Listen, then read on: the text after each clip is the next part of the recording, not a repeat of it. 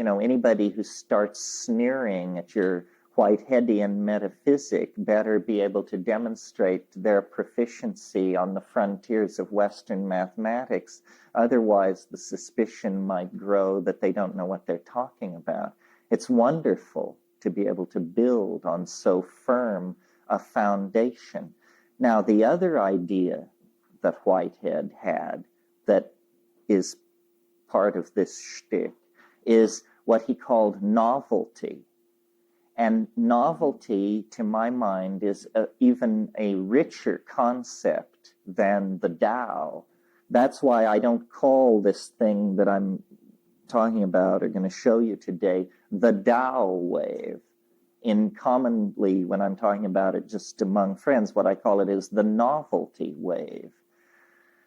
When you talk about novelty to Western people, they can immediately grok this and co-map it onto the notion of Tao. What is novelty? Well, novelty is that mysterious thing that we're always trying to coax into our lives by changing our haircuts, going to different clubs, making new fashion statements, so forth and so on. Novelty is what interests us, what excites us. And the only problem with using that word is in some people's ears, it's linked to the concept trivial. But I don't think so. I would like to sort of exercise triviality from the notion of novelty. Novelty is what the universe is all about.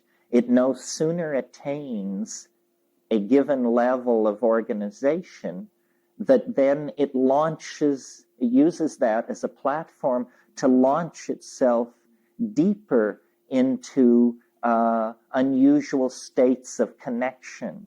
And this is novelty. Now, put this way, and this was at least implicit in what I said the other night to the big group, is that we then can be seen not as some cosmic accident or somebody off on the edge of the stage of the cosmic drama, but it turns out we're the stars of the cosmic drama because we represent the place where novelty has sort of come to be distilled, come to be concentrated. We are the nexus of concrescence in this world. This is what the fact that we have languages means. This is what the fact that we take matter and organize it according to mental models in our imaginations. This is what history is. History is a process of producing, concentrating, distilling, and rarefying novelty. And, we know that's so because when we look back into time, it becomes progressively, the historical experience becomes progressively more diffuse and disconnected. But, Manhattan is a wonderful place to talk about novelty because, in a way, Manhattan is the concrescent nexus of novelty on this planet. One of several, I hate to tell you, but, there's Paris, Berlin, London, Rome, Peking, Tokyo. But New York is definitely one of these places. And when you think about, for instance, what must be within a mile of us right here, if you think of all the private art collections, the galleries, the jewelry, the clothing, the books, the memories in the minds of the human beings within a mile of here. It is truly a microcosm of the macrocosm. This is why people love great cities, because they are concrescent nexes of intensified novelty. You come around the corner in New York, you could meet anything. There are no limits, you see. Well, I think that this principle of novelty, which Whitehead articulated and which the ancient Chinese systematized, is in a sense the missing piece from our models of how reality works, because we see the evolution of culture. We see our own evolution out of lower animals. We see the rise of complex life from simple life. We see the emergence of life from complex molecular systems. We see these complex molecular systems emerging out of simpler physical systems. All of experience seems to be a leading toward novelty. And one of the things that you should notice about this is that this is not a process being driven at a set speed.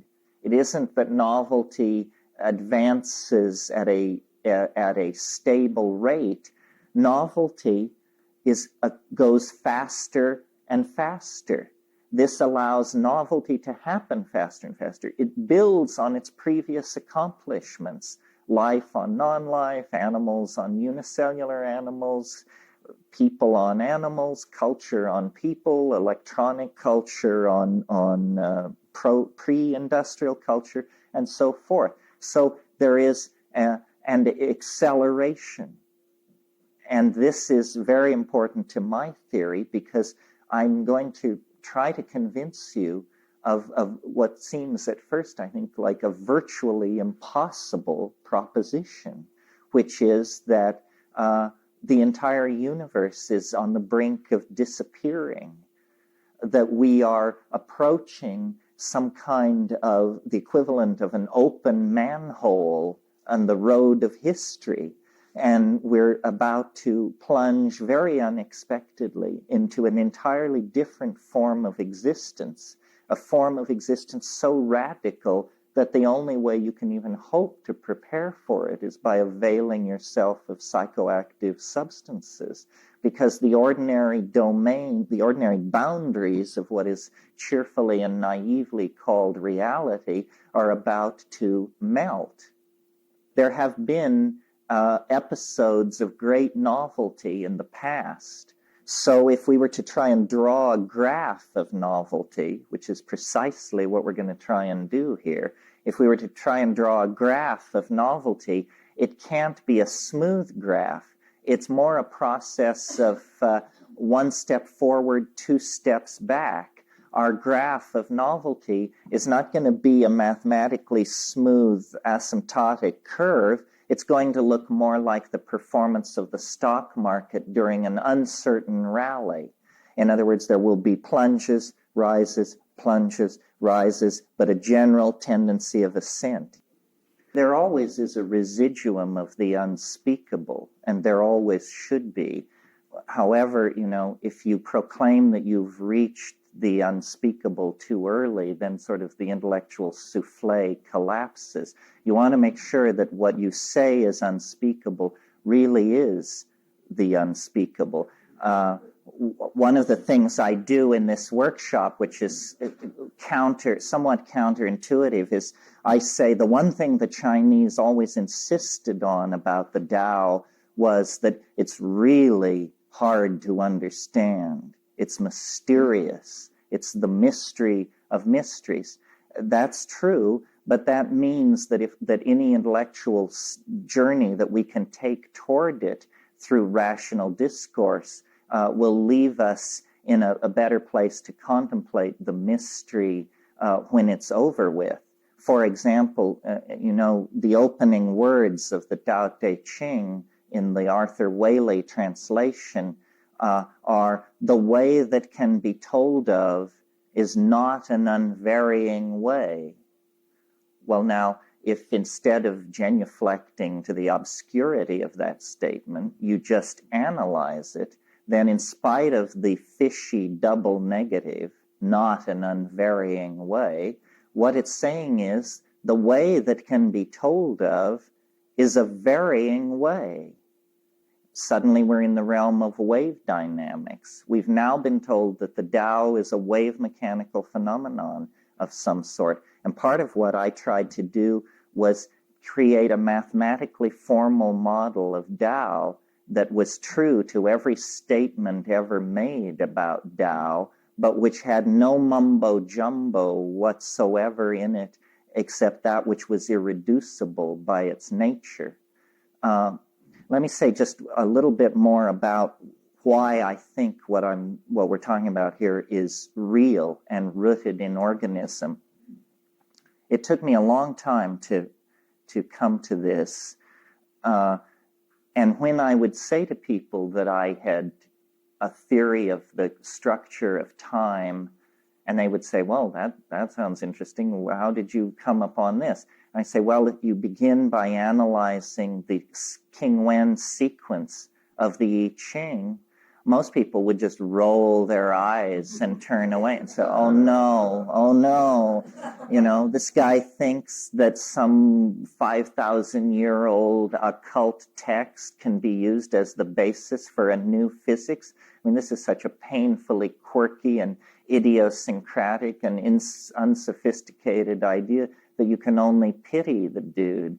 But I've constructed a defense against this criticism that I'm pretty pleased with, so let me lay it out for you. It goes like this. It's a kind of a metaphor or an analogy. Imagine, since this is the open center, you can even close your eyes if you'd like. Imagine sand dunes. Picture sand dunes in your mind. Now, everybody has a different picture, but notice, the thing to notice about your sand dunes, if you've done this right, is that they look like wind. They look like wind. Now, sand dunes are caused by wind. The wind moving over large bodies of loose sand redeposits them in a pattern which is reminiscent of the wind. Now let's analyze what's going on here for a minute. Let's think of nature as a computational engine of some sort. Think of the sand as bits inside this natural computer. Each grain of sand represents one bit. Think of the wind as a program which is being run. And the program, when the program runs, when the wind blows, the bits are rearranged into what mathematically can be analyzed as a lower dimensional slice of the wind. What is the wind? The wind is a pressure gradient phenomenon which is variable in time. And what is the sand dune? It's a pressure gradient phenomenon variable in space.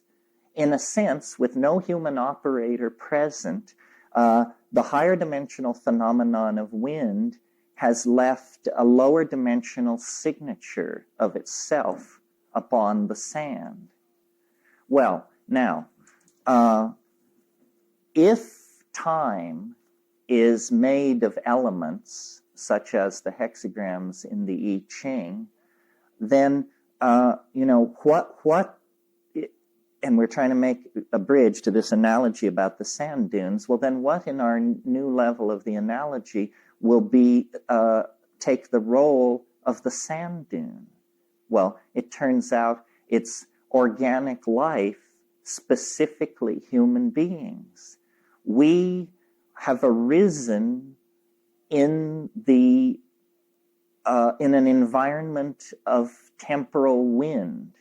The ebb and flow of novelty over time has moved genes, proteins, and molecules around in the domain of organic nature, so that what we are is a lower dimensional slice of a higher dimensional reality, which we call time. The mushroom said this to me once, and it took me years to understand it. It got it down almost to a bumper sticker. It said to me, what you call man, we call time. I said, I don't understand. I said, think about it. So we have been created by the Tao. you could even call it the howling Tao to carry through our metaphor of wind. We have been created by the howling Tao. Therefore, if we go into our organism and carry out an analysis of the structures and processes there, what we will find is they are a macrocosm of the structures and processes that define time. We are each carrying within ourselves the blueprint of the way time unfolds itself in the universe. And these pre-Joe people were able to figure this out and to assign a kind of notational system to it. So that's why studying the I Ching in search of a generalized universal model of time is valid, not obscurantist, not quirky, because what we're really doing is we're treating the I Ching as a biology text. It's a text about the forces that shape genes into organisms, especially the human organism. Okay? Question? Yeah. I don't know if I actually did define it. It's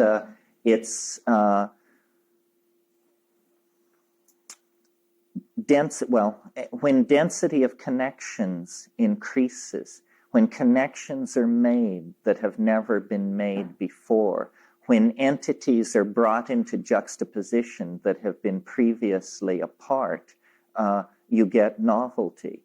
Novelty is that which has never been seen before. And it characterizes, we use the phrase cutting edge. That's where the novelty is. We're very fascinated by this. Okay, now I will, pardon me? Lay it on. The howling Tao is really tiny. Is tiny. You mean quantum mechanical howling Tao? It may well be. Well, I think there are sayings in the Tao Te Ching. Tao is great. Tao is small. It's... Okay, so that's like a kind of backgrounding. So now let me sort of get into the meat of this. And let me say, to background how this happened. This idea came to me as a revelation in the classic way that revelations come. If any of you have read Thomas Kuhn's book on scientific revolutions, you know that the guys, they always clean it up afterward and say that they just reasoned step by step, but it never actually happens like that. These things are always mystical insights where you then build out of the sky back down to connect them to the earth. So a few years ago in the Amazon, more than a few years ago, 1971 actually, my brother and I and some people were down there, and he got the notion that there would be a way to bond psychedelic molecules permanently into a human being so that you wouldn't have just a trip which would metabolize out, but that you would actually permanently install these molecules at their sites of activity, and that then they would begin to give off a signal which would be different from an ordinary psychedelic trip because it would go on for the rest of your life. And it would be subtle, but what it would take the form of would be a never-ending series of ever more refined totality symbols or maps of the structure of time and organism. And I felt that this was, that the shamanic technology that he was proposing by which to do this, which was to use the singing voice to to freeze these molecules into their sites of activity sounded highly iffy, if not outright delusional. So I encouraged him to make the effort, since it seemed to me disconfirmation would be the best way to put this notion down.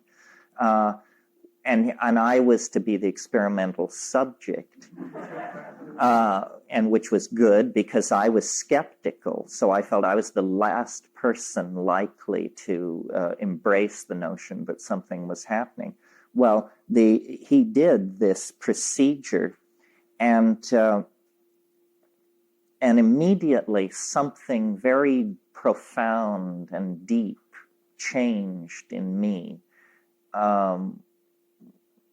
I could talk about it at great length, except it's not really what we're here for. But the outward physical manifestations were that I didn't sleep for 11 days. But what was happening to me was it was as though a switch had been turned in my head, and the switch was marked, or it was like a volume control, really, and it was marked understanding. And it just turned the understanding dial all the way over. And thought, not hallucinations, but just thought began to unfold in my head. And wherever I would put my mind, information would flow out of a pebble, a blade of grass, an insect. Just look at these things. And finally, at first it was just like conversationally informative, but then it began to offer overstructure. And after a few days of this, it said that we needed to talk about the I Ching to go further. And basically the nature of the dialogue, in order to keep all this psychedelic, metaphysical, end of history stuff pushed back to the edges of the discussion, it presented it in the form of a simple problem, which this is a teaching style in Eastern schools where you're given what's called a koan, a little thing to meditate on, and then once you solve it, you move on to the next one. And by progressing through a series of these, you're led to some kind of a state of attainment. So it said, I'm going to propose a series of puzzles. And at each level, if you are able to resolve the puzzle, I will move you on to the next level. Well, since this is a voice in your head, you don't even really have the option to say, well, no, I'd rather not. Just said, okay, having told you what I'm going to do, now here it comes. And it said, we're going to discuss order in the I Ching. Fine. Now we have to talk for a minute about the I Ching. As you know, it's 64 hexagrams. For the entire life of the I Ching, these hexagrams have been traditionally arranged in a special arrangement called the King Wen sequence. And the King Wen sequence is incredibly old. We find portions of this sequence on tortoise shells and on scapula bones that go back to the middle of the 3rd millennium. And we're told that this legendary person, King Wen, arranged the hexagrams in this sequence. It is possible, actually, that this is the oldest human abstraction in existence. Yeah. How familiar were you with I Ching at this time?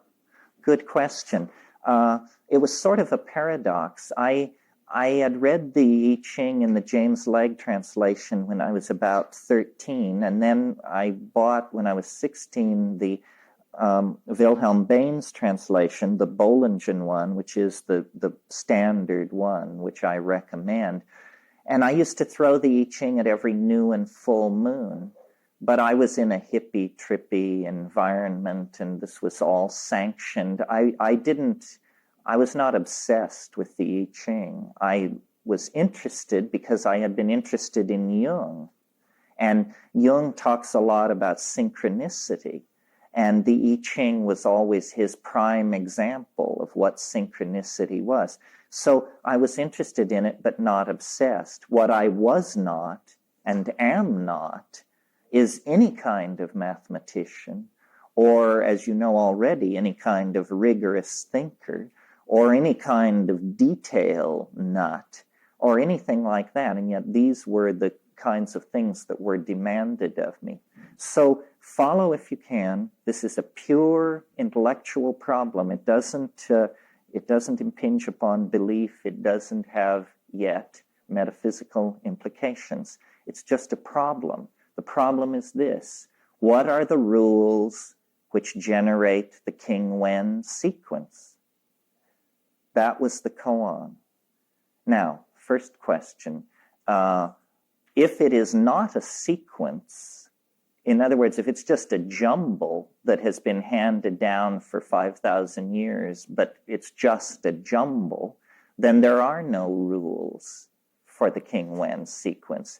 It's just a unique mess, once created and ever afterward revered, rather like a abstract expressionist painting or something like that, you see.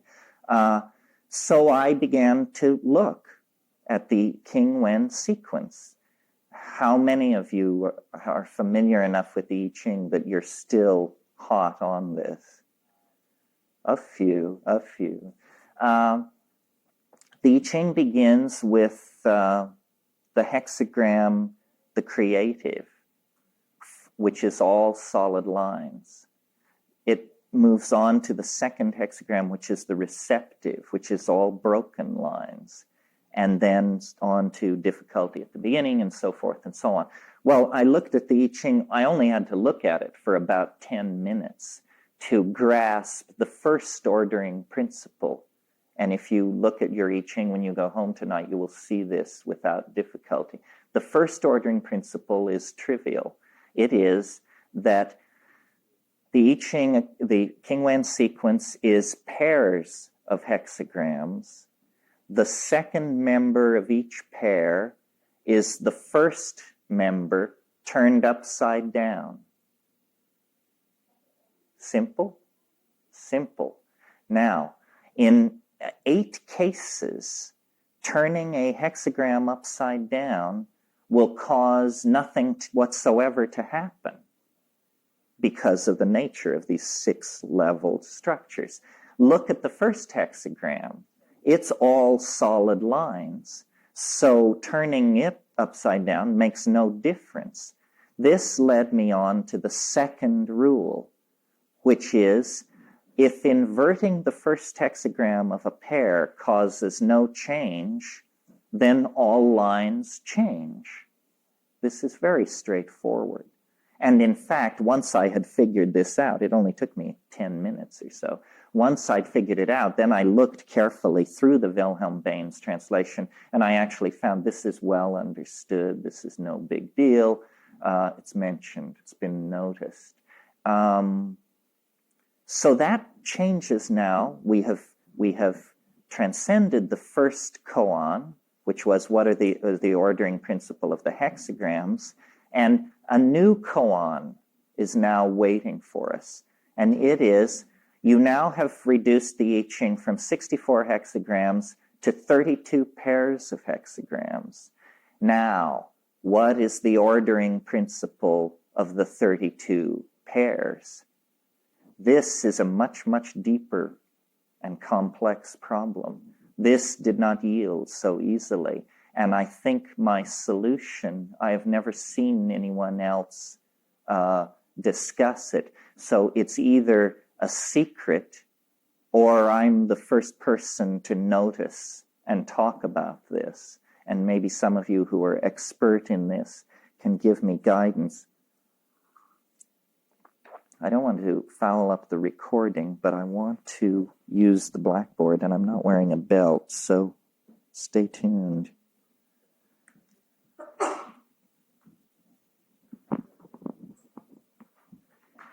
And just as an aside, by reducing the I Ching from 64 hexagrams to 32 pairs, it begins to fall into line with another enormously powerful mystical system of cosmic explanation, which is Kabbalism. Because Kabbalism is about the 32 paths of wisdom that characterize the Sephiroth and the Shekinah. That's all I'll say about that, because I don't really know much about Kabbalism, but it's a nice little Jungian reinforcement that these two systems dovetail together so well. Well, so then it stumped me for a long time, how are these pairs arranged? And then the teaching voice, which was now established for many weeks inside of my head, said, look at the first order of difference. Now, this sounds like some fancy mathematical concept. It's trivial. What it means is how many lines break as you move from one hexagram to another. Now, if the first hexagram is the creative, and the second hexagram is the receptive,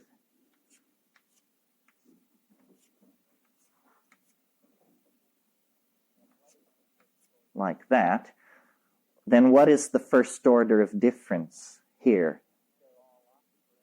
They're all opposite, but how many lines break as you go from this one to this one? 6, right. See, it's not a difficult concept.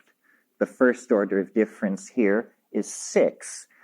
Well, so then I went through the entire sequence of the I Ching, writing down the first order of difference. What is the difference between 2 and hexagram 3? Well, it's something like 4. These are apocryphal numbers because I don't bother. I don't know what the third hexagram structure is. All these years, it's like I don't know my own telephone number. I have to look it up. I'm not mnemonically terribly skilled.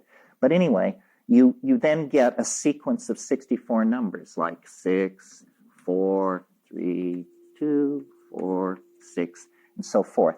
Well, now, before you carry this operation out and get the real values, if you try to think about it logically, you say to yourself, well, now, what are the possible values? And the possible values are 1, 2, 3, 4, 5, and 6. Makes sense, right? Yeah? 64 or 53? You wrap it around. 64. So the possible values are 1, 2, 3, 4, 5, and 6. So then you actually carry out this operation. And the first thing that you discover that jumps off the page is there are no first orders of difference of value 5. Say, could be random, could mean something. What does it mean? So then I tried to look at other qualities to see if I could make it make sense. And I discovered a number of very interesting things to me, maybe to you, deadly, but bear with it. I discovered, and this is trivial but interesting, that within the pairs, remember the pairs formed by inverting the first to form the second? Within the pairs, the first order of difference will always be an even number. And this is trivial. You can satisfy yourself by doodling that that's a quality of turning something upside down. So that means of the 64 values that we get, half are determined to be even. They cannot not be even. That leaves 32 numbers that a human being can play with that can come out odd or even, you see. Those are the transitions between the pairs. This is a pair, and 2, 3, and 4 are a pair. The transitions between the pairs can be odd or even. That's not mathematically determined. That's a decision made by a human being or by a being. And what I noticed immediately when I looked at the transitions between the pairs is exactly half are odd, exactly half, the other half are even. So someone did that. That is not something, a natural property of the system. Somebody with much head scratching arranged the hexagrams, and what that gives you at the end then is a situation where what you have then are 75% odd, even, 75% even, I'm glad you're following, 25% odd, no fives. No fives. Well, now, is this enough rules, or are there thousands of sequences, thousands of possible arrangements which will do this? First, of course, the possible number of arrangements of the I Ching is 64 to the high 64th. So there are, probably tens of thousands of arrangements that will fulfill this. We wrote computer programs to randomly arrange pairs of I Ching hexagrams and then test for these rules. And we found that in randomly generated things, we got 1 in about 27,000 attempts. We would get a sequence. Yes? If this is based on the binary system, which is two principles, yin and yang, and I can't pronounce his name, but the philosopher Leibniz, Leibniz, he was yeah. amazed when he finally discovered it. That, of course, it would mean that 1/2 would be the yin number 2 principle, the feminine, and the other half would be the yang, the creative, because it's binary. But it isn't like that. It's 3/4 even, 1/4 odd. I see. Well, this is far beyond my understanding of I Ching because you're highly mathematical. Oh, well, I hope I haven't lost you at this point, because we haven't even reached the place where we're going to have lunch in the ascent of this mountain.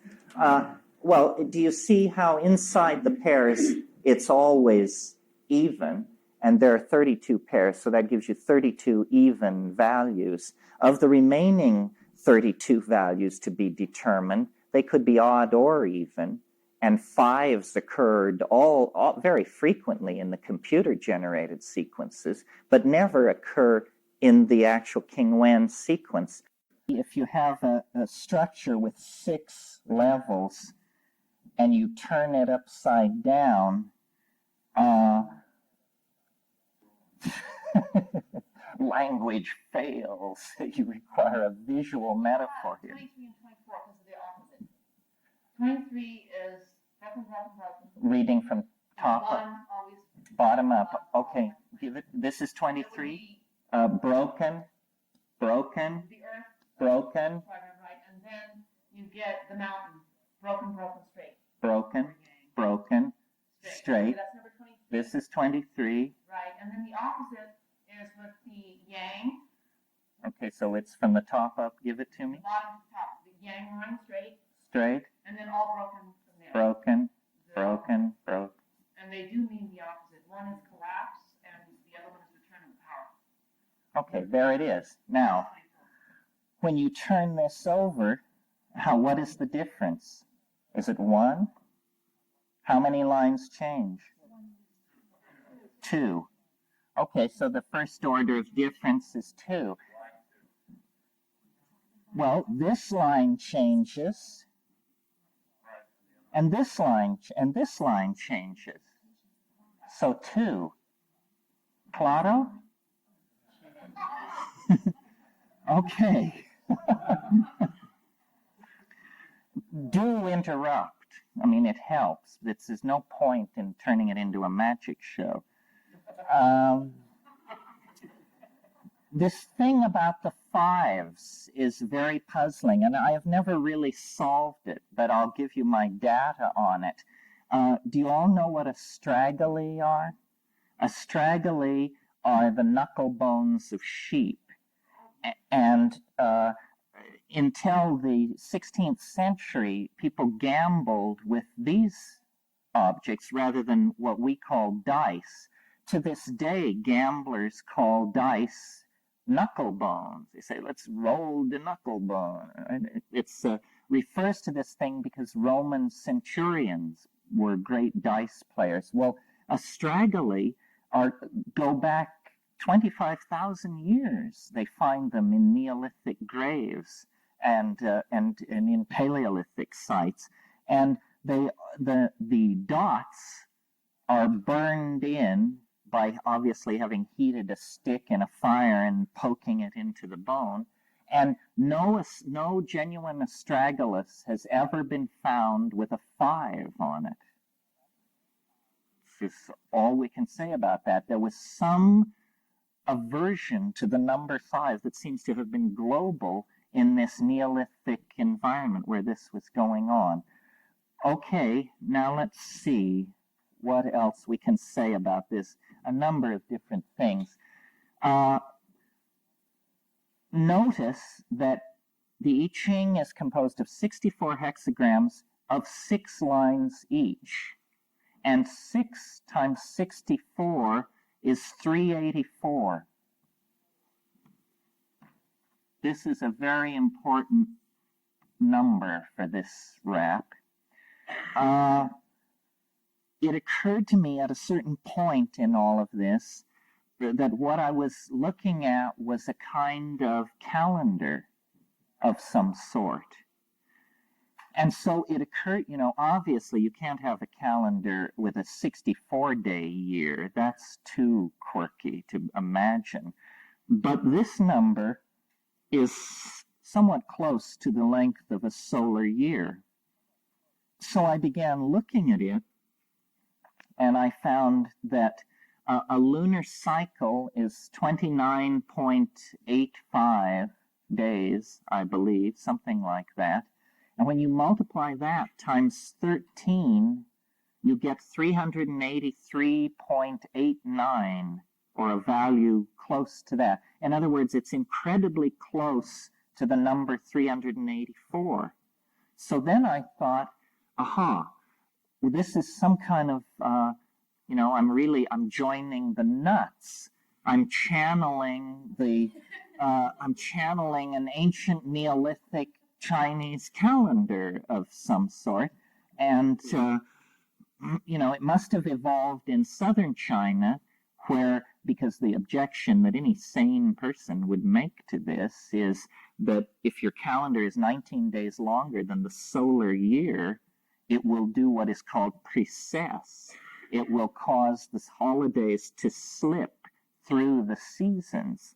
So it would be rational then to suppose that if you had a 384-day lunar calendar, it was because you lived in a place where seasonality was not a particular big deal, and you could, it was more important to you to stay right with the moon than to keep right with the sun. And sometime, if we have time, we could talk about what I call the psychology of calendars and how, in a sense, male dominance is held in place in our society by virtue of our unstinting loyalty to the solar calendar. The solar calendar, this is like, just a nut thing of mine that I'm into. The solar calendar is a lie. It reinforces a very painful misconception that drives us all crazy, because the way the solar calendar works is the equinoctial and solstitial points are fixed against the background of the fixed stars. So the entire message of the standard calendar is a message of permanence, of unchanging platonic stability. If you had a calendar that precessed against the solar year, so that if a holiday like Christmas were in the winter at your birth, it would be in the springtime in your adolescence, it would come in the fall in your middle age, and it would return again to the winter as you approached the logical age of dying. So flow is the message of the lunar calendar. Endless change and endless replacement of phenomena, which is the reality that we're living in. So I thought we were discovering a Neolithic calendar, and I'll show you why this is part of what's going on. You see, everything we're talking about here is time in various ways. 384 days, if you use that as a day count, equals 13 lunations. We said that. Lunations. But this number has a whole bunch of weird magical properties about it if you deal with it with numbers based in the I Ching. For instance, if you multiply this number by 64, you get 67 years,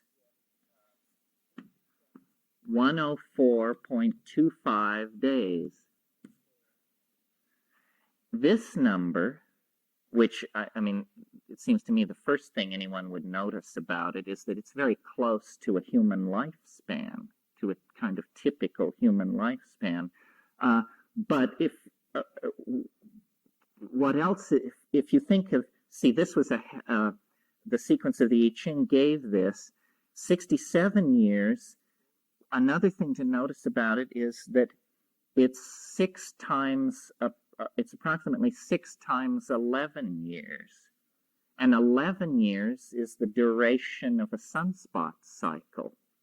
And the earliest commentary we have on sunspots is from the Chinese.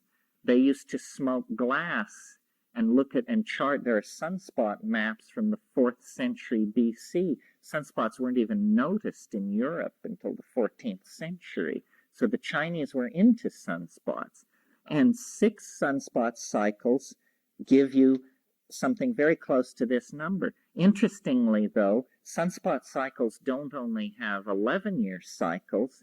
There's a larger 33-year cycle, 2 of which would fit into here. Well, now what makes this important is if you think of a hexagram, any hexagram, this is the creative. A hexagram is composed of 6 lines. Oh, I got one too many. 6 lines, but also what are called trigrams. And there are also nuclear trigrams. We'll leave that out. They're inside. Here's one, here's another one. Trigrams.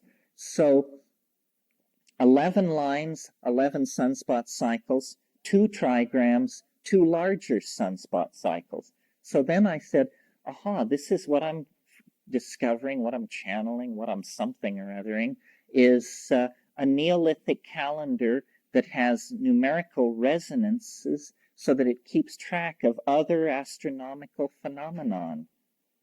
And then, having found it successful to do this with this number 64, I did it again, times 64. And this equals 4,306 years plus days. This, again, using the same logic as up here, if you divide this by the trigrammatic value, 2 hexagrams, or the 2 parts of the hexagram, you get a number which is very close to the average length of a zodiacal year. Do you understand that there is a precession of the equinoctial points over a 25,000-year period, and this is what causes these so-called astrological ages. What they mean when they say the age of Aquarius is they mean that at the spring equinox, the sun will rise and in the sign of Aquarius. And then 2,100 years later, on the spring equinox, the sun will no longer be rising in Aquarius. It will have moved to the next sign. So what this seemed to be was a kind of fairly accurate, if we're talking pre-Han Dynasty, astronomical resonance calendar that starts with a 13 lunation cycle and then keeps track of, and notice that all of these things are naked eye astronomical phenomena. We're not hypothesizing telescopes or anything like that. They're simply keeping track of the moon, the sunspot cycles, and the precession of the equinoctial point against the fixed stars. So I thought that I was done. I hadn't begun. This was only to whet my appetite. And the voice said, you've missed something. You have to go back to the first order of difference. You remember what that was? That was how many lines change as we go from hexagram to hexagram? We had these values, 6, 4, 2, 3, 4, and no 5s. And it said, graph the first order of difference. Just go out and buy graph paper and graph it. And this is what I did, and this is what emerges. Oh no, by now I was, well, I came out of the Amazon. Yeah, we should have a little relief here. I came out of the Amazon and went to Berkeley. Remember, I said I didn't sleep for 11 days in the Amazon. And when I came to Berkeley, I was a source of great alarm and concern to my friends. And late night meetings were held, and I couldn't tell whether they were afraid I would be committed or they couldn't wait to commit me. But anyway, my behavior and my ideation was sufficiently alarming that a colony of dope-smoking psychedelicas decided that he must be mad. And so after 6 weeks of that, I went back to the Amazon and stayed 6 months longer and worked all this out. And it is a picture of a fairly mad person, because I can see myself there on the banks of the Agara Paraná in my little stilt hut, 200 kilometers from the nearest mission, surrounded by the Amazon jungle. And my greatest concern was to keep my graph paper dry and to keep my rapidograph working, which, by the way, is no problem. I mean, one thing you can say in favor of the Amazon basin is it's a great place to own a rapidograph. It's always writes. It's always smooth flowing. It never clogs. It's just great. It's good for contact lenses too. Okay, so I was led to graph the first order of difference, and this is to me where it gets interesting. And so I did, and it looks. I'm gonna fake it is what it is, but it looks like this.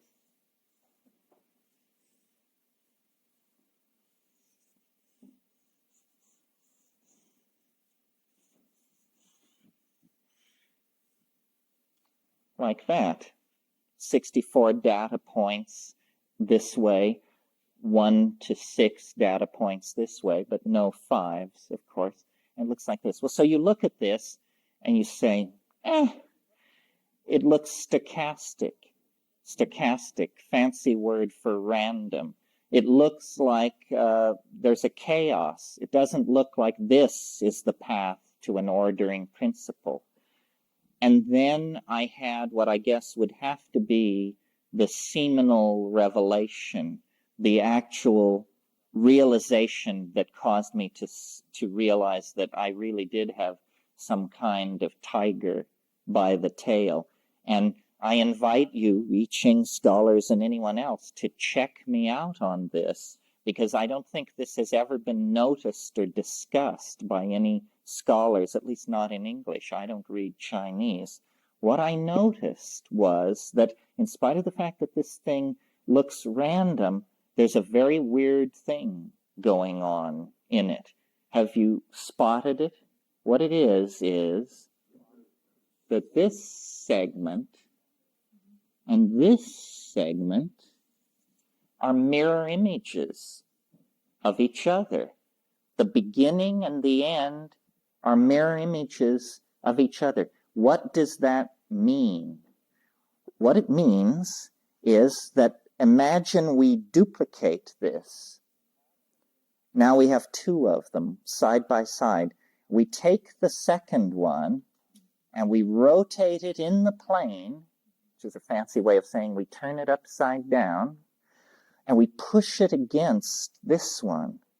What will happen is there will be a perfect fit, sawtooth, dovetail, perfect fit here and here, but nowhere in between. You see, there is this closure which occurs at the beginning and at the end, but not in the middle. Now, when we programmed computers to randomly throw hexagrams and to test for this quality, we've never gotten a sequence with this quality.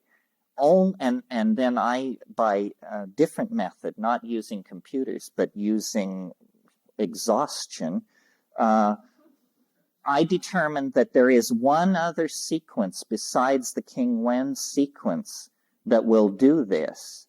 But the King-Wen sequence can be transformed into that sequence and vice versa by just a little equation. So really, it's the same sequence, topologically speaking. Question? How many hexagrams is that series approximately? 4.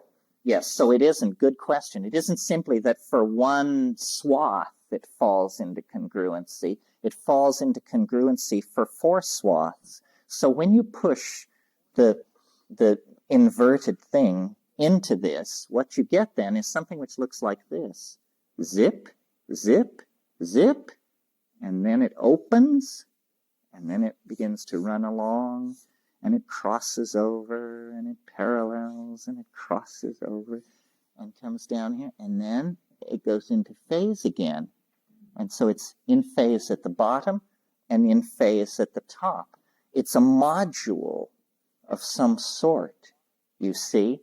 Now remember that up here we had hexagram 1, hexagram 2, hexagram 3, 4, so on to 64. And having inverted that to get this side of this structure, we have 64, 63, 62, and so on down to 1. This configuration will only emerge if the hexagrams which are paired across from each other always add to 64. 63 is across from 1, 62 is across from 2. Do you see? So that's the only configuration in which this thing will occur. Now, I don't speak Chinese, and anyway, the names of these hexagrams have been changed and hammered over the centuries. But there is a curious relationship between these hexagrams. Well, it's very important which. One of the puzzles of the I Ching is, why does after completion come immediately before completion? It's curious. There are answers here. One of the most puzzling commentaries in the whole of the I Ching is there's a section which says the forward running numbers refer to the future. The backward running numbers refer to the past. Well, there are no forward or backward running numbers in the I Ching. The statement is meaningless unless you have this, and then there are forward and backward running numbers. That's right. It's a condensation. It is that things are worst before the movement is accomplished in 6 stages, and the 7th brings return. It's the birth of the young light. Yeah. No. Okay, now, well, I want to just an aside for those of you who are I Ching freaks and read the literature. Lama Anagarinka Govinda has suggested that there is an error in the King Wen sequence. One more reason to keep your eye on these lamas. Because I don't even know why he thinks this, but I tell you this, when you put it the way he wants it, you kick out a 5 in the first order of difference list. And I think that alone is enough to send the good man back to his meditation chamber. Yeah. It's basically because you see, you have these two structures which you're trying to fit together. The only way they fit is if one is across from 63, 2, 62, 3, 61, and so forth. If you slid one up or one down, you wouldn't get this 3-swipe closure. So, okay. Now... And at this point, I had the very strong intuition that I was getting close to something really interesting, and that this thing, this structure, this gestalt, was a map of time. This is part of what alarmed my acquaintanceship in Berkeley, was, I would enter any room carrying my diagram, and all conversational subjects led only to this. And people said, it's pathetic. I mean, it's ridiculous. How can this be a map of time? What does it even mean? I mean, what are you talking about? And so I had to do a lot of reading to catch up to the contempt of my friends. And then the teaching voice, the Logos, cut in again and said, this structure, which is the entire I Ching running one way and the entire I Ching running another way, combined so that they always add to 64, should be used in the following way. And this is consistent with the way Chinese logic works. Said it can be used to build a hexagram, to build a kind of super hexagram. And here's how you do it. You can tell I'm not skilled in the etiquette of blackboards. I don't know how to get with it. What is this thing anyway? Good. Okay. It said this thing, which is now in this form, obviously at the top of a module. It's at the top of some kind of hierarchy. It has the whole I Ching in it. How do you now put it at the bottom of a hierarchy? You do it like this.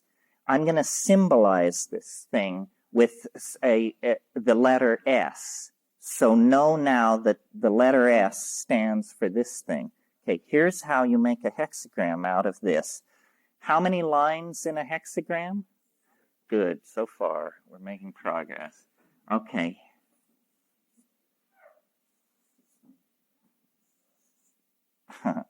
Sort of S's.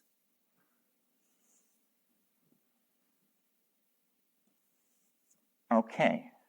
So what it's said to do is just put 6 of these in a row. But, as we demonstrated in our little discussion of calendrics, a hexagram is also has 2 trigrams. So over this, we have to put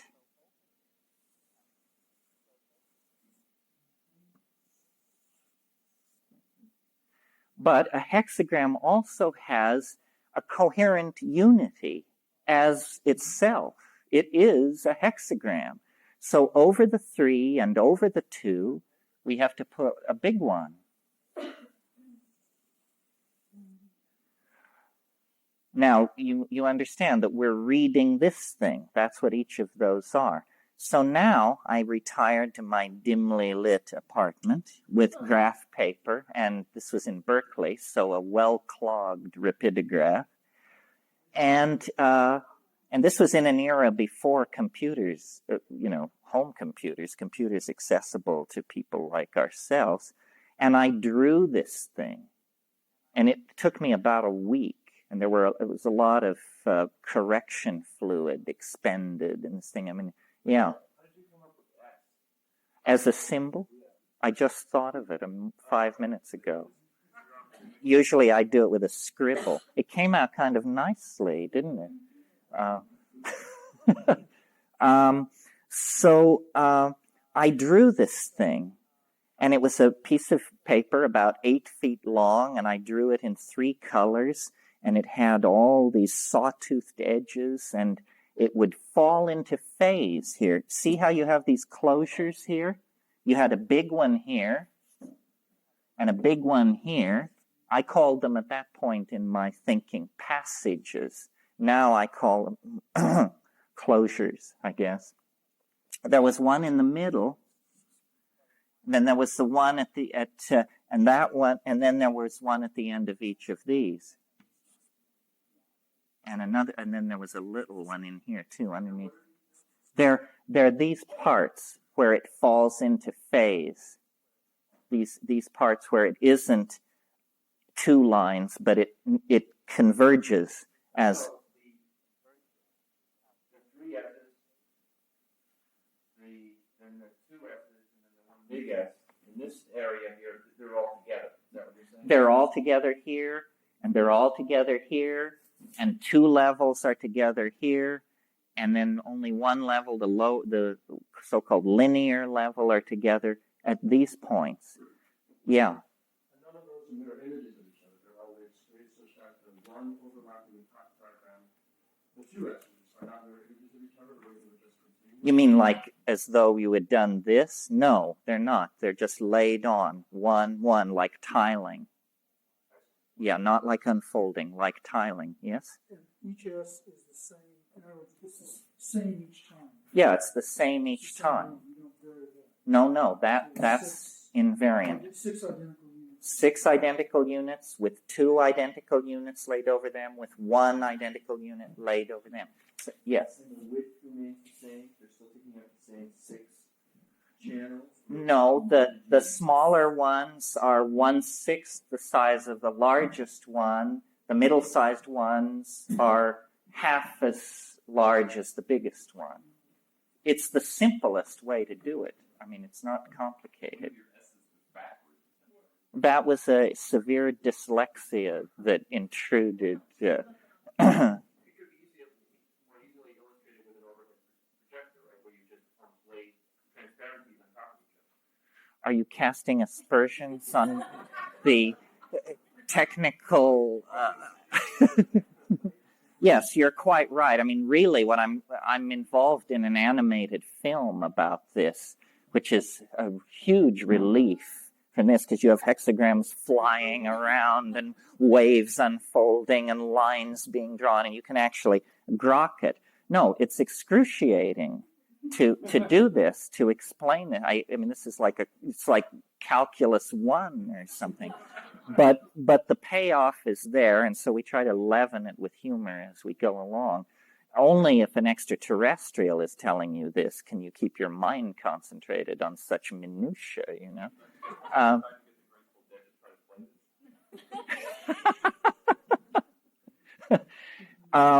So then I had this 9-foot-long piece of paper with all these colored lines on it, and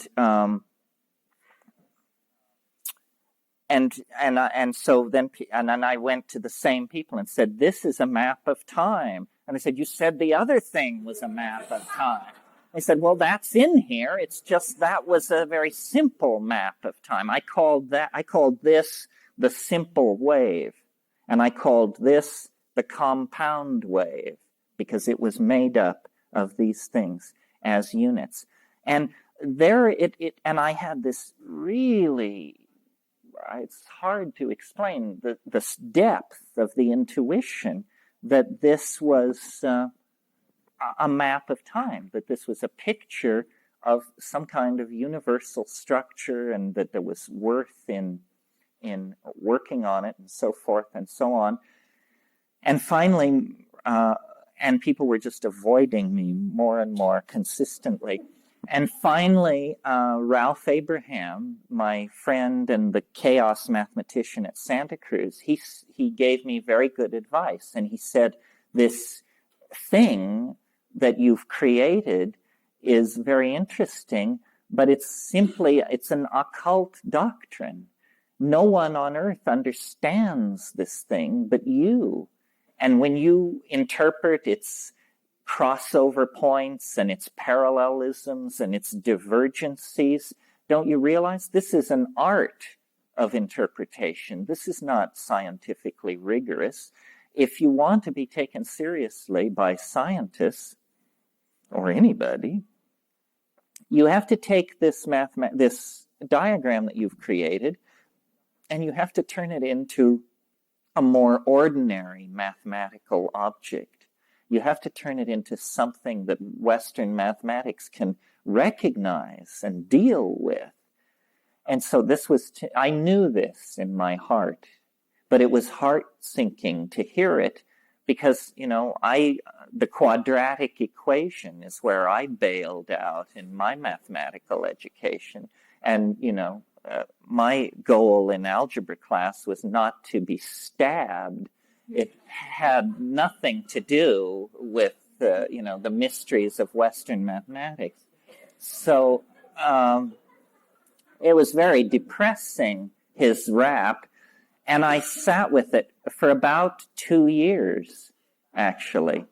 And then one afternoon in Berkeley, I was just sitting and contemplating the utter blank wall in my mind about this problem of the reduction of the compound wave.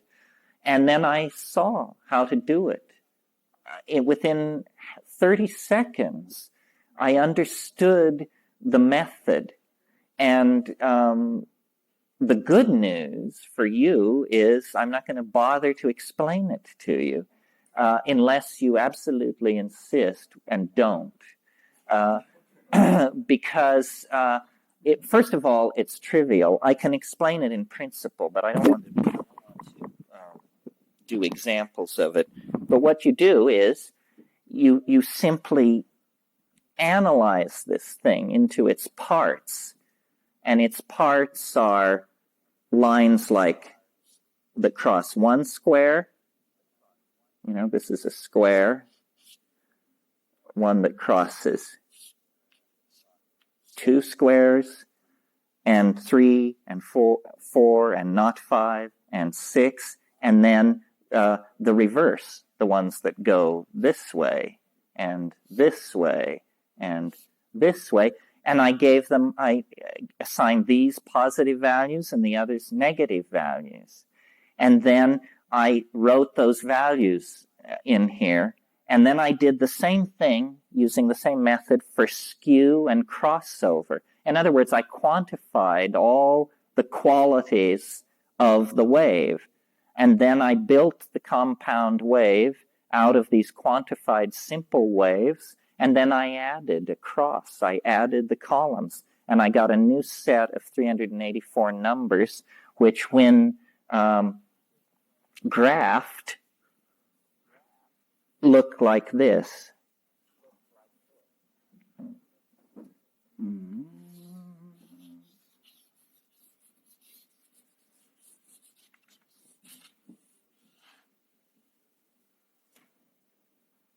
In other words, it looks fairly stochastic, but it is a familiar mathematical object. It's just a Cartesian graph. It moves, it has a horizontal and a vertical axis, and there's nothing mysterious about it. So now, this is the novelty wave. We have arrived at a certain plateau. This is the novelty wave, and it's a fractal object. What does that mean? It means that if you blow up a portion of it, if we blow that part up, we see something like this. In other words, we see more detail. And it can be time-scaled. All kinds of ordinary mathematical operations can be carried on with this thing.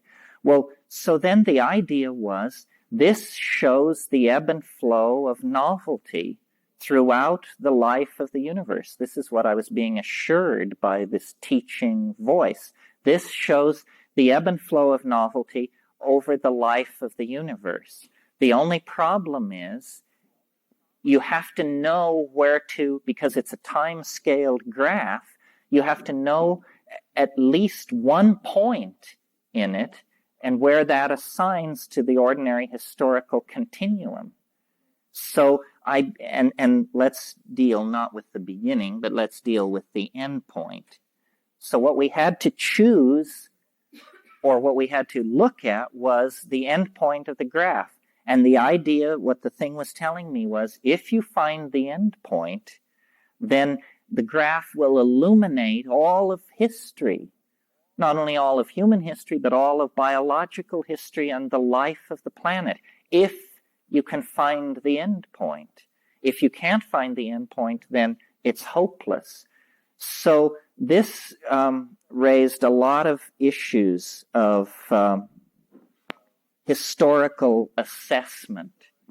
For instance, I mean, in the first place, historians have, like the gentleman's objection hours ago this morning about how some civilizations seem to have achieved more novel heights than we have. So why do we consider ourselves at the front of the novelty wave? This is the standard objection that you would get. Novelty is in the eye of the beholder. I mean, if you have studied 18th century Mongolia in sufficient depth, you may have convinced yourself that it was the greatest golden age mankind ever experienced. It's just that your perception is largely your private opinion because other people don't agree with you or don't even know what you're talking about. In other words, history, we have no agreed upon method for quantifying history. So, and that's what we need, or at least it's what we need to judge this idea. Now, we can make certain generalized statements about history that most people will agree with, and it's an imprecise method, granted, but it's the best we can do. For example, I think most people who have any knowledge of history would agree with the statement that the golden age of Greece represents an episode of high novelty. Most people would sign on for that. I mean, there might be somebody who's made their whole life by showing that these Greeks were idiots and knew from nothing, or they stole it all from Phoenicia, something like that. Yeah. How can you possibly find the endpoint? It's all a matter of perception of where the novelty is higher or lower in time.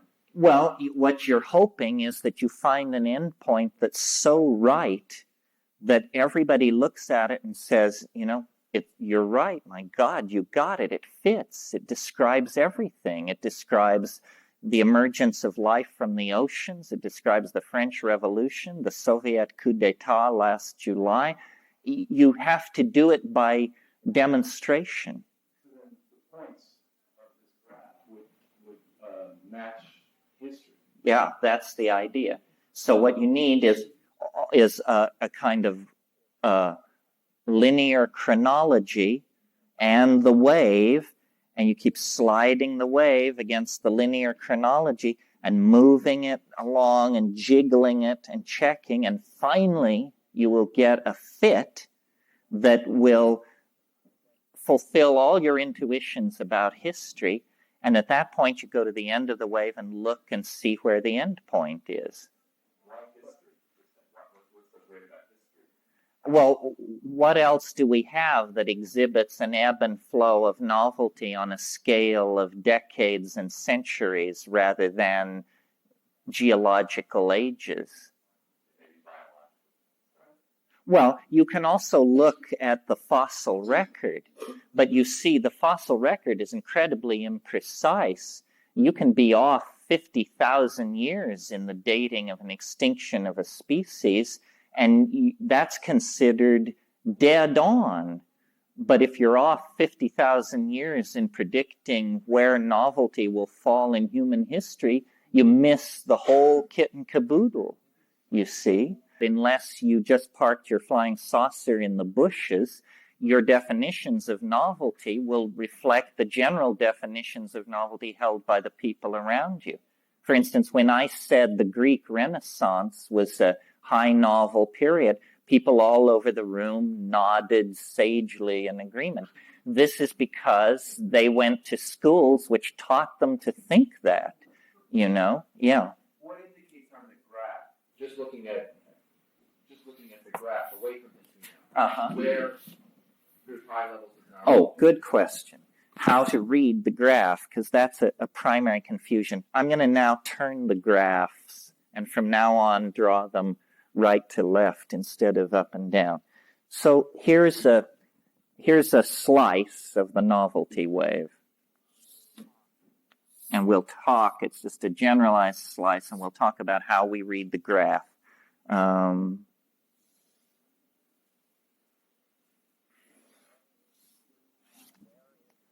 Now, where is the high novelty point on this graph? Is it here or is it here? The answer is it's here. This may seem counterintuitive to you, probably because you've been spending too much time talking to stockbrokers, because they always want graphs to go up because it means value is increasing.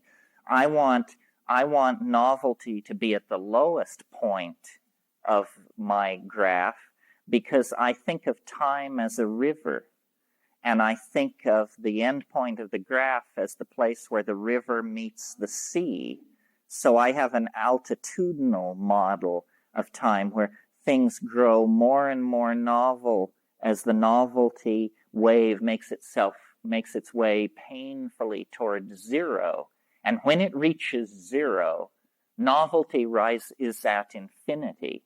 You could say, well, then it isn't a novelty wave. It's an anti-novelty wave. Sure, have it either way. We're not, yeah. Well, just help me picture.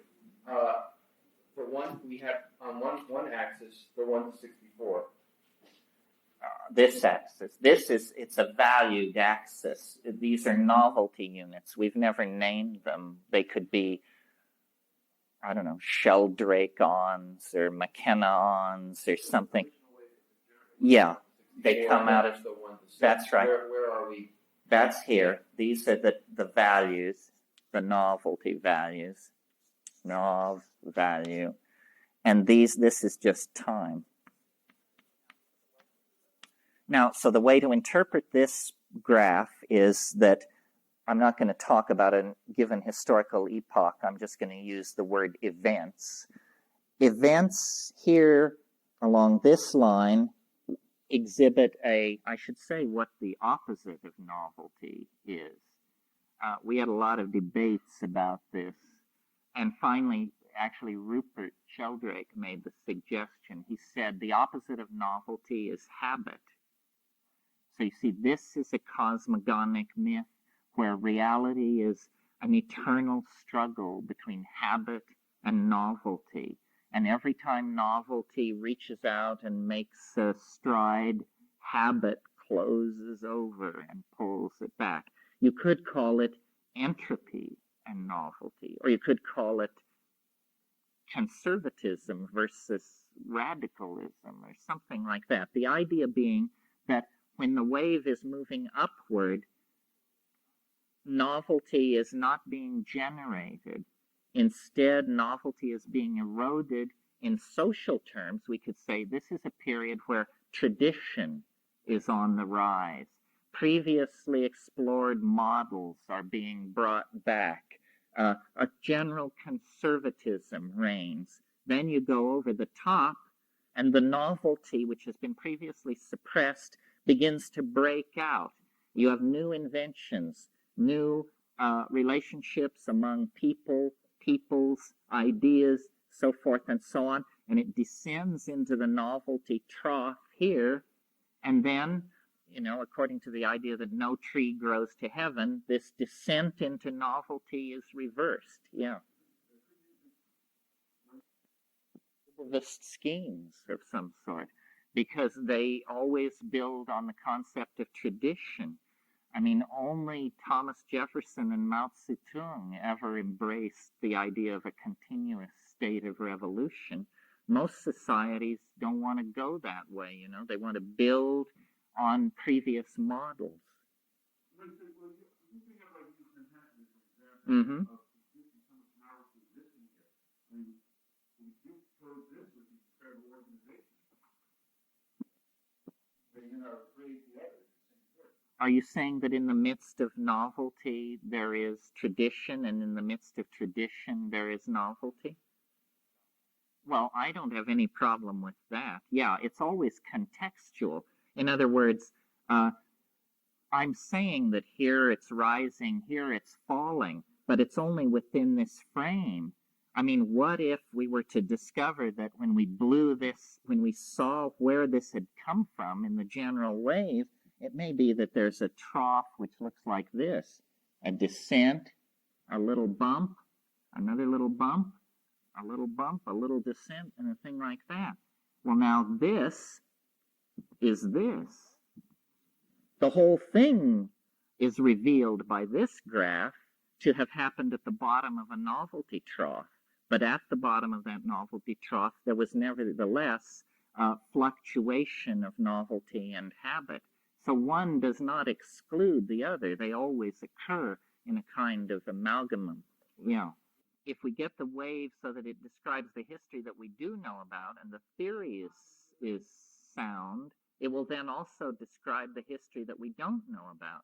So one of the things I do is I look for the discovery of major events that were not known to me when I positioned the wave. For example, a spectacular example would be this asteroid which killed off the dinosaurs. You know, as they zero in on the exact date of impact, I go back to my wave and see if they're getting closer or further away from the place on the novelty wave where it predicts it. You see, this is what we love. Or I also love things like not because they're not unpleasant, but because they're such beautiful things to manipulate within this theory. This war in Iraq was just great because it was so brief. You know, it was just this. So you had to be right on to get it, because if you were off 6 weeks, you blew the whole thing. You know, Plato said time is the moving image of eternity. I think what he meant to say was the present is a moving image of eternity. But you're quite right. Yes, this is an effort to map all of time. In principle, this can be done. I mean, we tend to think of it as impossible, but on the other hand, things like forecasting, probability mechanics, these are all efforts to predict the future. They are just very imprecise methods. I don't think that there's something to be done. I don't think that this is a message to act.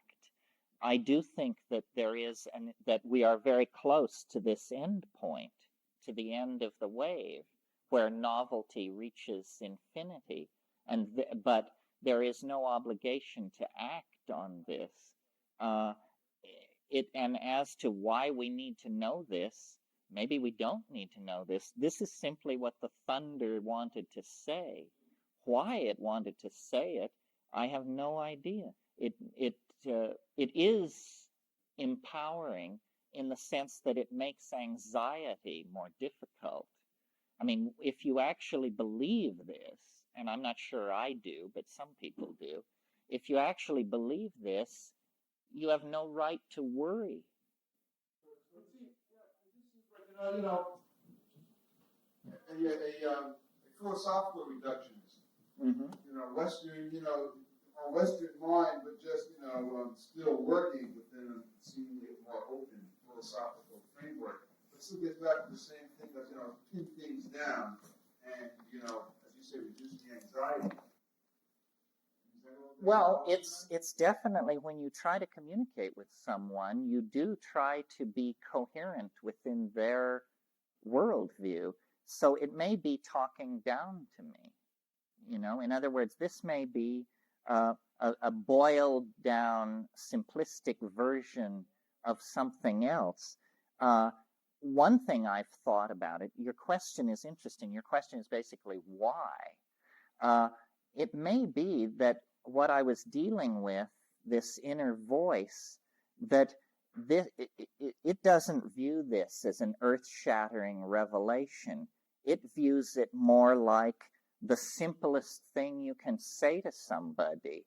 It's like essentially it's trying to communicate with me, and it's holding up a map of time, and it's saying, you know these things, big fella?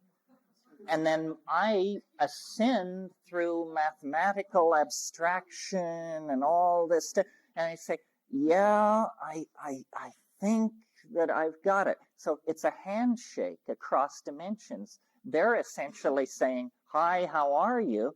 And it's so intellectually challenging to me that it takes me 6 years to figure out what the message is. They're saying, can we do business? Do you know what this is? I say, I almost do. I'm almost ready to talk. You say, well, figure it out.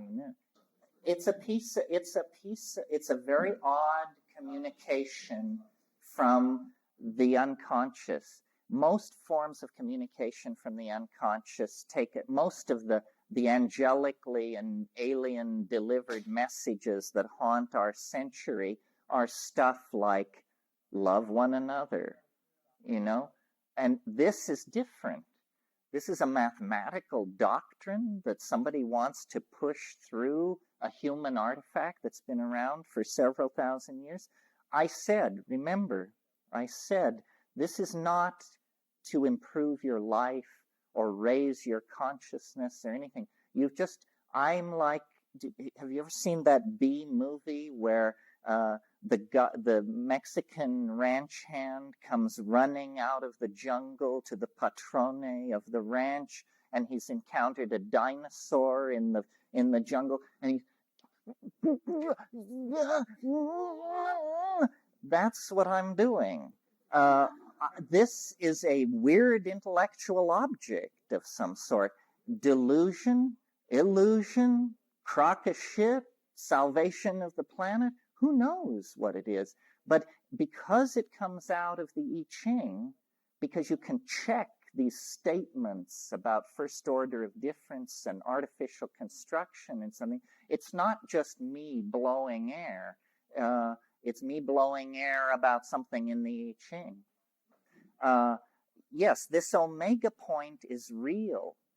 I'm absolutely sure of it. And all of this messages from the unconscious, messages from the earth, messages from the structure of being are attempting to be decoded, maybe simply because we're so close to the transcendental object that in a way, this is it, in the sense that this is like a map of it, because this has, as James Joyce said, all space in a nutshell.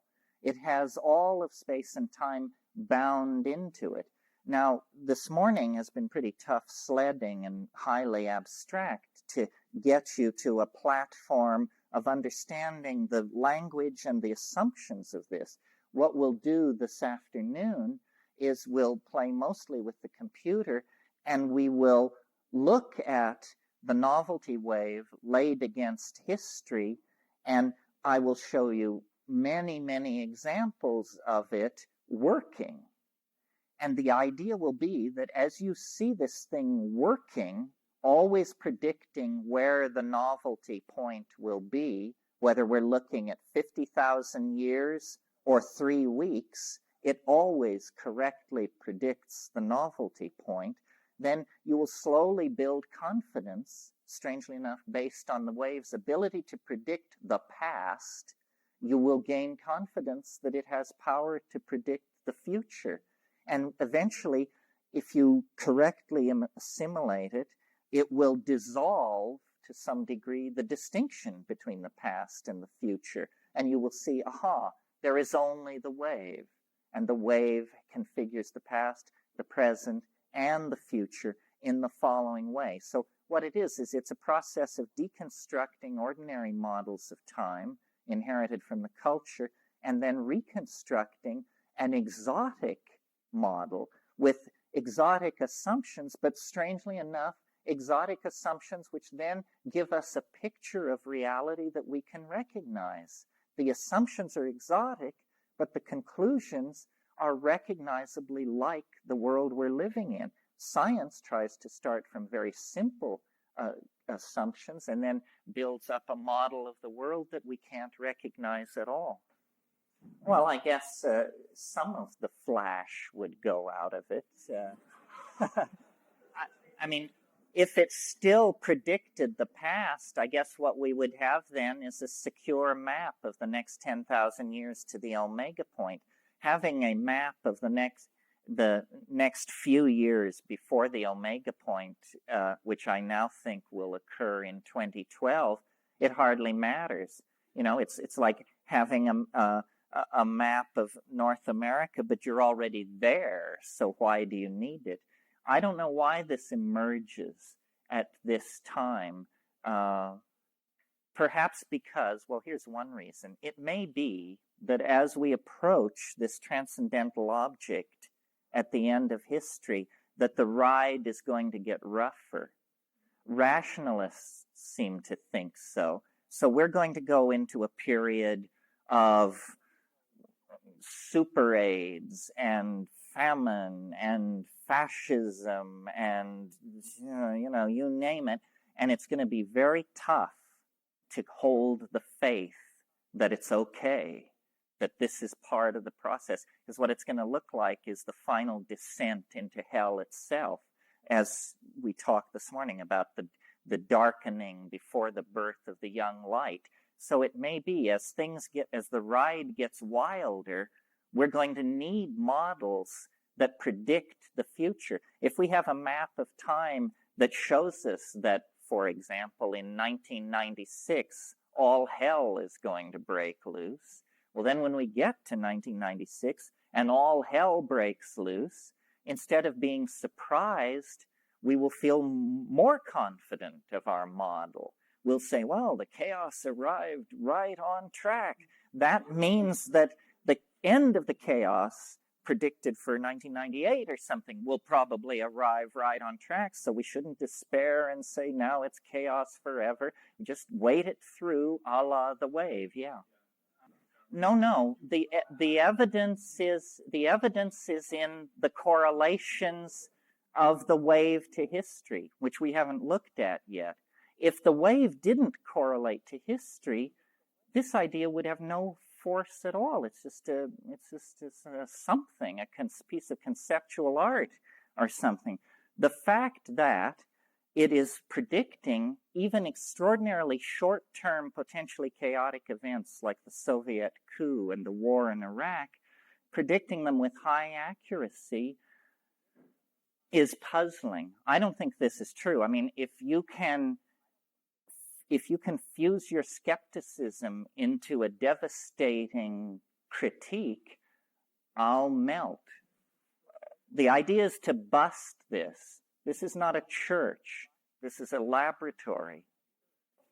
Well, notice how important it has become over the past few centuries to know the future and how much money, if nothing else, rides on this. So, but some people think only rational methods are to be taken seriously, but rational methods have been extraordinarily unsuccessful. Probabilistic theory is a rational method of predicting the future, and it is not very successful. So I think we need to take seriously the idea of the unconscious. I agree, this is an extraordinary assertion, and I will, God forbid, be around to take the heat if nothing happens in 2012. So maybe this was not the right way to present it. We should have looked at the evidence first and then gone back. But the strength of the theory is not on the weird numerological stuff uncovered in the King-Wen sequence. That might be interesting to a few sinologists and other people. The power of it is in its ability to model the past as we already possess data on it and to anticipate the future. we should go to lunch now. I hate to go to lunch with so many hands showing, but otherwise we'll blow our schedule. Before we get into this, I forgot to leaflet you with the inevitable propaganda this morning. So, I don't know what that is. Let me just do this while maybe some stragglers get in. That hour and a half ripped by at a terrifying speed, I must say. Here, if any of you want to really get New Age and loose, you can come with me to Egypt next December to tromp around the Great Pyramids and stuff like that. If more and more people like you sign up for it, it will be considerably less obnoxious than if we end up, with a full contingent of raw channelers and crystal so forth. If any of you did not get information on the botanical garden in Hawaii, send this around. If you're not interested in this stuff, just hand it on. And then this afternoon, we're going to look at the time wave program in detail. And it is actually a commercial item in the sense that we sell it as a software package for MS-DOS machines with a manual and so forth. If you're interested in possibly acquiring the software, you can come up afterwards and get this white sheet here. Oh, pardon me? How long before it's available for mankind? As soon as we can write the manual, we have the program. On the Macintosh, it's a little trickier because it requires HyperCard 2.02 or higher and System 6.02 or higher. It just was too difficult to write it for earlier versions of that. And if you're at all interested, the power in the thing is in learning to play with it and it's very hard to take it in one day. Okay, well, this morning it got lively toward the end because people had grokked on to the messianic hysteria so cosmetically concealed beneath the surface. Yes? I wanted to ask how there could be an end. Well, there are cycles within cycles, but ultimately there is a level that does not repeat. It's what's called a damped oscillation. If you pull a guitar string and let it snap back, it will sound a tone, and then it will slowly, the oscillation will damp itself, and it will finally, ultimately die away. So you're saying that the vibration of our existence is fading away now? Well, either that's what's happening or something is happening to our existence that is going to make it impossible to portray time in a linear fashion. How, if you use this as the model to determine all what you're telling us, right? That's what I'm... If this is a continuous pattern, how do you know that it's entering a phase where the pattern no longer applies? Good question. Well, in a way, you know that not from anything internal to the theory, but by looking at the world around you. In other words, as we look back into the past, it's clear that this acceleration of process that I'm claiming is real.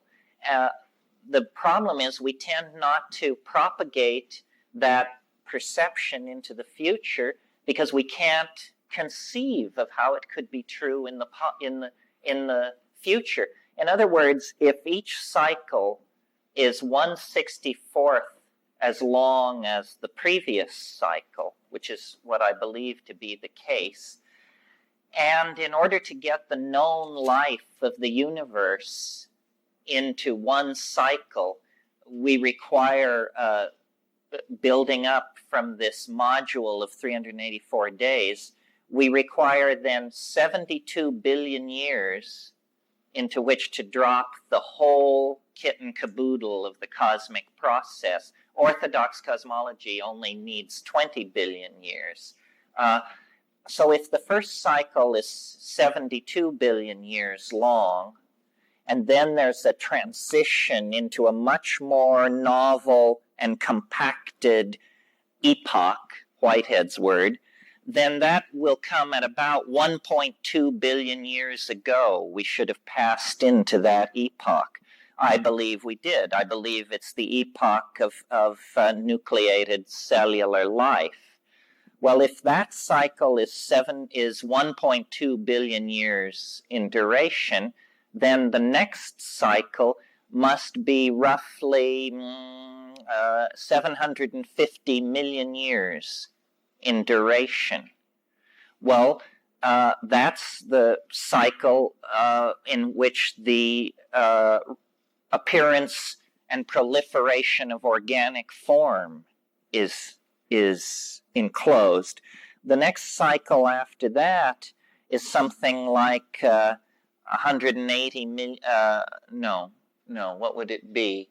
1.8 million years, and then the next one, 275,000 years, and then the next one, 4,306 years, and the next one, 67 years, and the next one, 384 days, and the next one, 6 days, and the next one, an hour and 35 minutes, and the next one, 1.3 seconds, and the next one, and the next one, and all it requires is 24 of these divisions to go from 72 billion years to go to a span of time shorter than Planck's constant. And as you all know, Planck's constant is 6.55 times 10 to the minus 23rd erg seconds. Beyond that, you don't get any beansier. That is the realm of the truly eensy-beansy.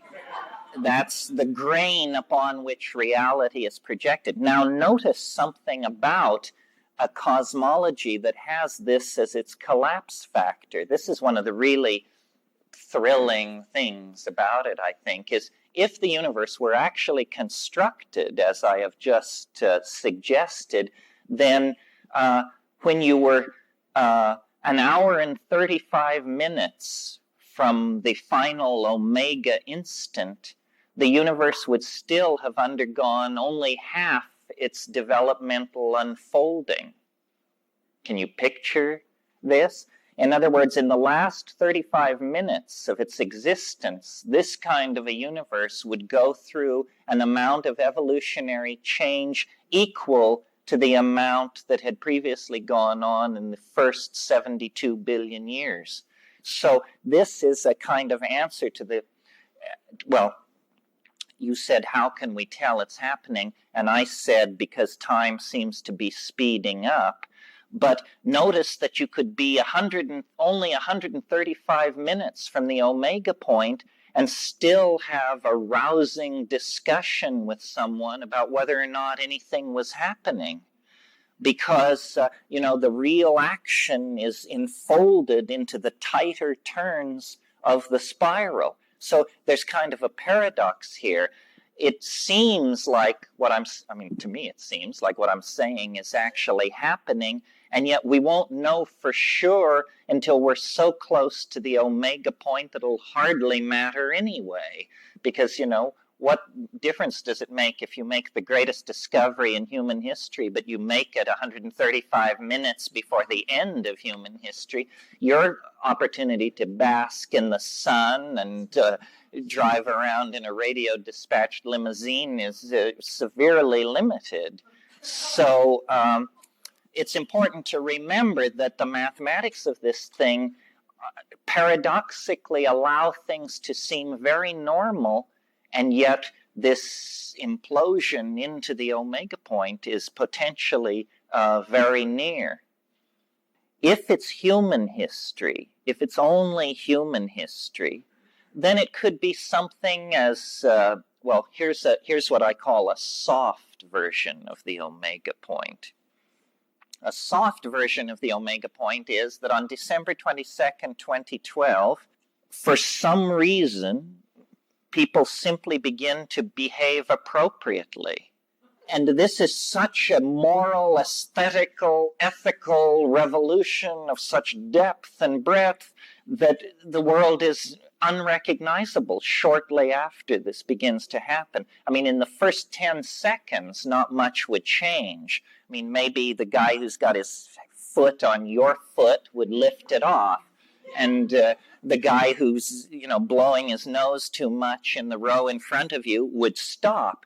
But as these waves of appropriate activity moved out, configuring themselves to the group-generated shift in context, change would begin to happen. I mean, I can imagine people leaving their offices and factories and standing in the street with tears of joy running down their faces, and then leaving the cities, or I don't know, something like that. But it's sort of like the Christian notion of the rapture. It's a sudden, unexpected indwelling of spirit. Well, okay, that's one version. Another version, here's a slightly harder version of what the omega point is, and yet with maintaining a position within the confines of mechanical rationalism. The omega point is a planetesimal smashing into the Earth and completely ripping apart half the planet and raising a dust cloud that creates darkness for 1,000 years. This, which sounds incredibly improbable and highly novel, this sort of thing has actually happened over and over and over again in the life of this planet. 65 million years ago, an object came down and impacted on the northern edge of the Yucatan Peninsula. Nothing on this planet larger than a chicken walked away from this catastrophe. The dinosaurs were killed, and strangely enough, it allowed the opening into which the mammalian forms could then proliferate. And, what was the death knell for the dinosaurs was the trumpet voluntary for the ascent of the mammals. And if you look at every hard body in the solar system is pockmarked by asteroidal impact. A couple of years ago, they had a conference down in Washington. It was scheduled to be a 5-day conference on the presence of what are called Earth-crossing asteroids. And after 2 days of paper giving, they canceled all public sessions, classified everything, and moved the entire conference to a big farm in Virginia that the CIA maintains. Why? We don't know why. I suspect the reason why is that the data was appalling. Last January, in fact, somewhat feeding my view of the cosmos, on the very day that the air war began over Baghdad, a planetesimal crossed the Earth orbit at 1/2 lunar distance. This was reported in Astronomy, Sky, and Telescope. 1/2 lunar distance. That's the closest they've ever seen one of these things go by. And they didn't observe it in real time. They detected it 4 days later on a photographic plate of an automatic camera on Mauna Kea in Hawaii. So if this thing had struck the Earth, you literally would never have known what hit you. And we're just now, they're talking in Washington about setting up an agency to try and locate these things. How many of these things are there out there, I mean, you don't want to be stupid.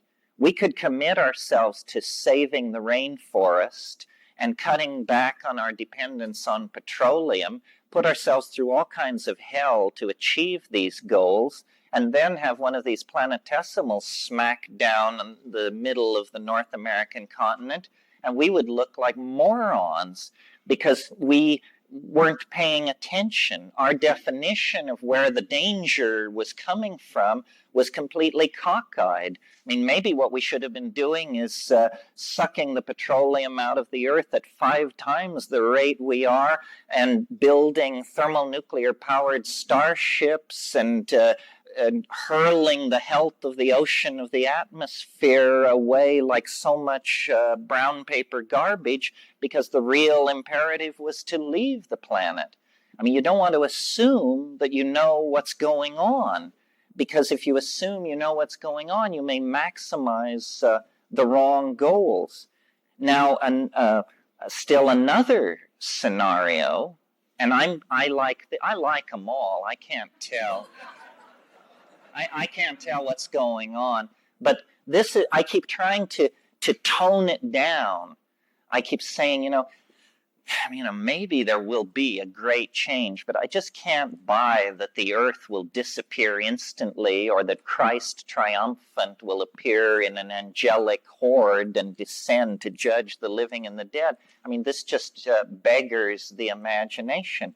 And one of the things when we look at the time wave that you'll see is that it seems to parallel the development of technology very closely. The concept of novelty and the concept of technological innovation are very closely related in this theory, in the human cultural vein.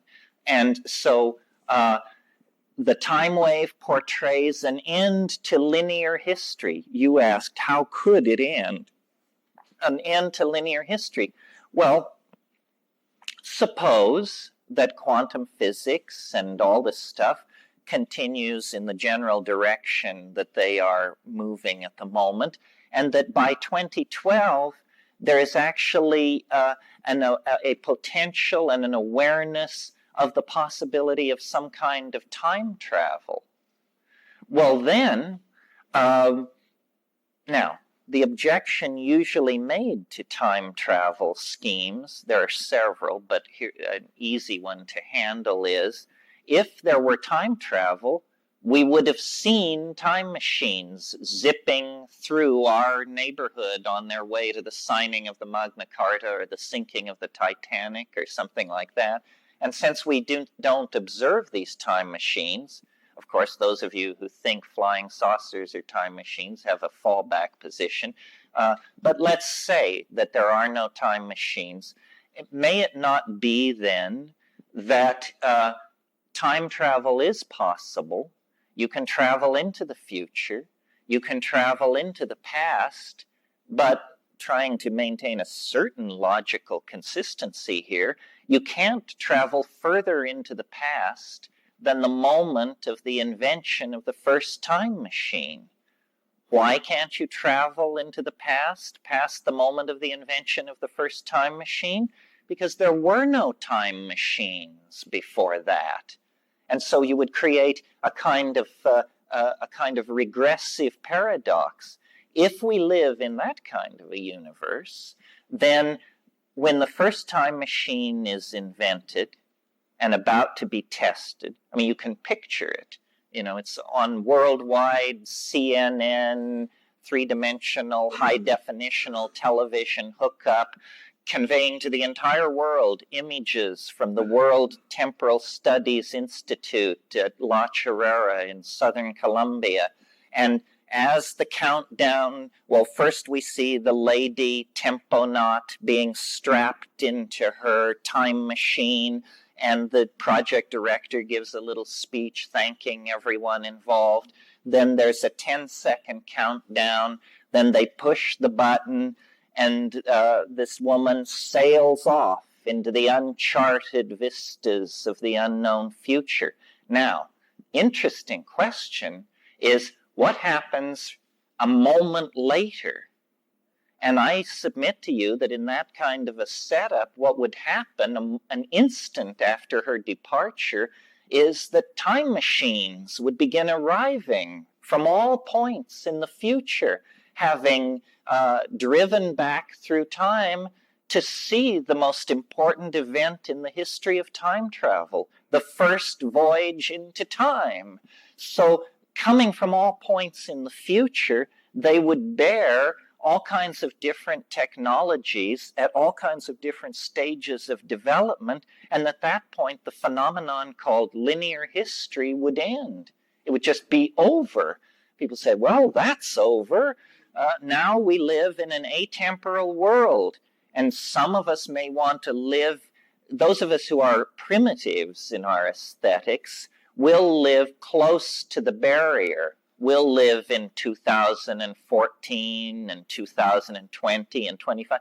Those of us who are sick of all this wallowing around in mud and petroleum-based machinery will go off to the 45th or the 78th millennium and set up housekeeping there. In other words, all that will have been dissolved is linear time. And that will explain then why the graph ended at that moment, because it couldn't not end. Sort of what I think about this endpoint depends on how recently I've been loaded. And the closer I am to the last time I was loaded, the more metaphysical and cosmic the end time possibility seems. Whitehead's philosophy has in it this idea of what he calls epochs. And he says that what we call natural laws, and Rupert echoes this as well, that what we call natural laws should more properly be thought of as natural habits.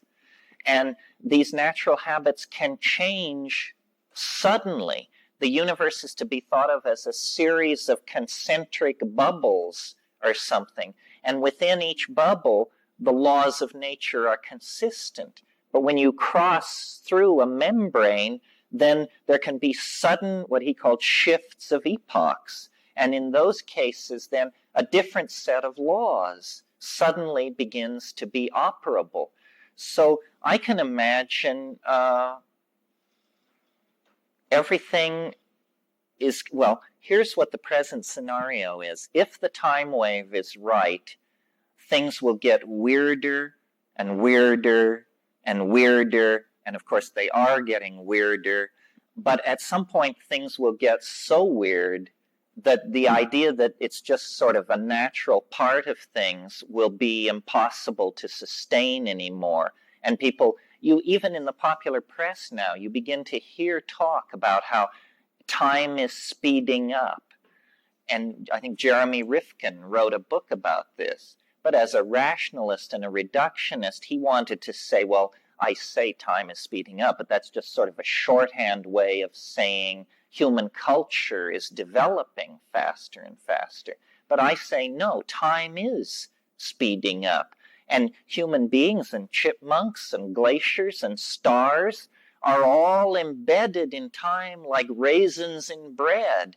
And as time speeds up, we are folded together ever faster, ever more rapidly. Another possibility in thinking about this end time, and I urge you not to become morbid or depressed in the contemplation of this, it's possible that what appears to be happening from the point of view of the most linear and hard-headed people among us is actually happening.